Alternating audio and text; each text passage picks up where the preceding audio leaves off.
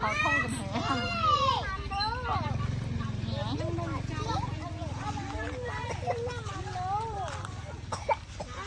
mang thi hello bà đi ngang thi kìa. nào mà bà pi đi Bà con đến đó là bà đi ngang thi.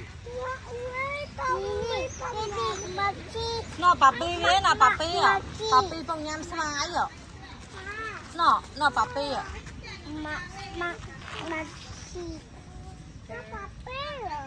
nó bà pi ghế nó bà pi mía nó mạo nó bà pi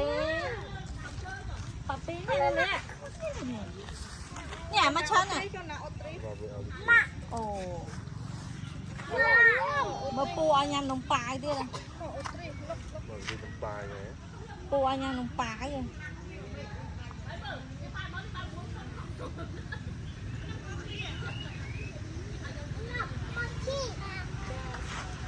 Anh dậy mà đi á.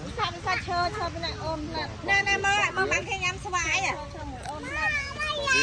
thọt ai mang theo nhắm sờ vai nhắm à ở con ở này nên phá ở con chăng chiêu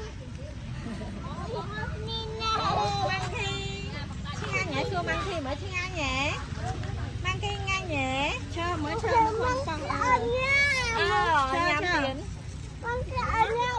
nó ca chơi nó ca trong bao mang thi mến xa con đi xa trong bao mang thi à mới thon một cái này mà hai thon một cái này cho cái này cho tôi chơi hai này nên chơi anh thấy bong anh nhện tranh nữa anh trong cho camera mà mua p bay chơi chứ bạn mua p ba ba đã ca bằng đáy ơi bằng đây ơi ok buồn thôi hey hello mà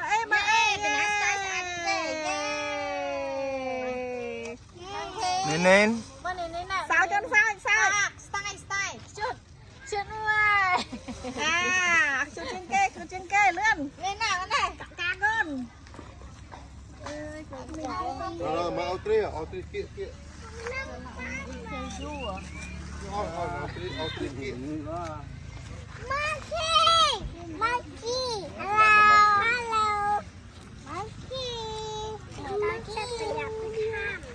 anh ấy cứ đừng ăn canh ấy đừng bị ạt màu ấy Hello mà ao tri. hello Mà ao tri mà. hello mang Mà ao tri mà cho này. Đó. Hai bà ao tri.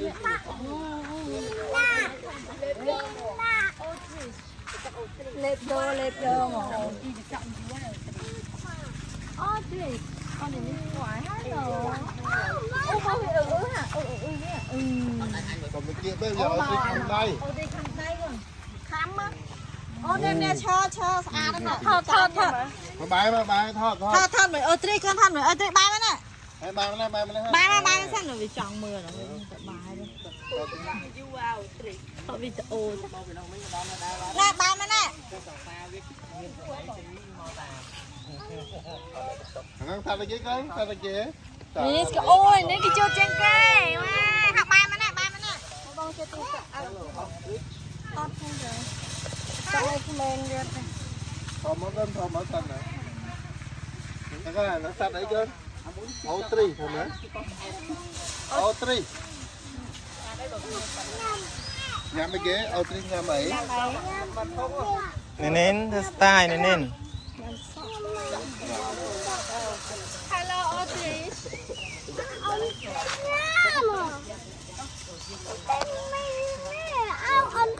Chẳng muốn đoạn nào á? Audrey ở trên nhám popcorn này Audrey nhám cả xã nữa nhám cả xã ở trên nhám popcorn ôi nào mà Audrey nhám cả xã nữa thầy nhé trên nhám cả xã ta Đây. ba là chắc chắn hay không mà ấy chứ Mà mình chọc ấy nó. rồi cái nhé thầy đi nhám cả xã nó tục vào quy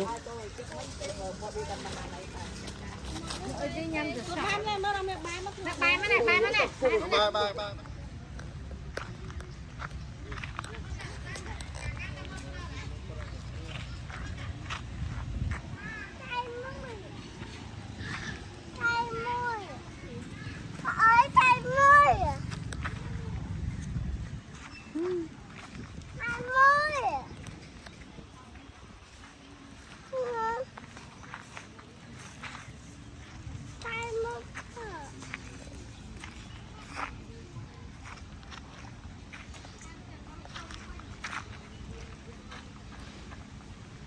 tao còn tao mơ pro tập đến nè pro đó pro chăm ô nè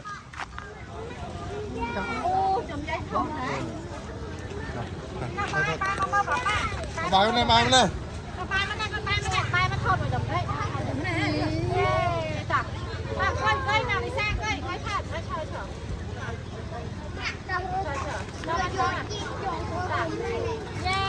nên mà bạn ở lưới nó toàn nằm đấy mà khỏi nên nè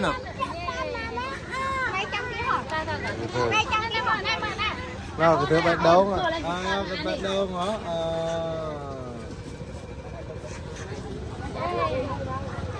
nào thứ bắt đầu mà ok ta cho mà mình nát con thứ bắt đầu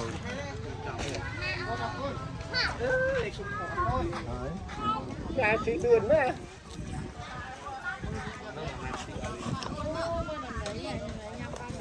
nó dây kia rồi mày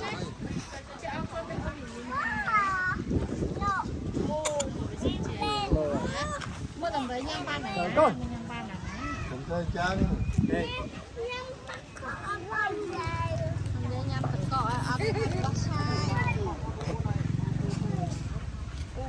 mới là mấy à? Không cả mấy elephant này.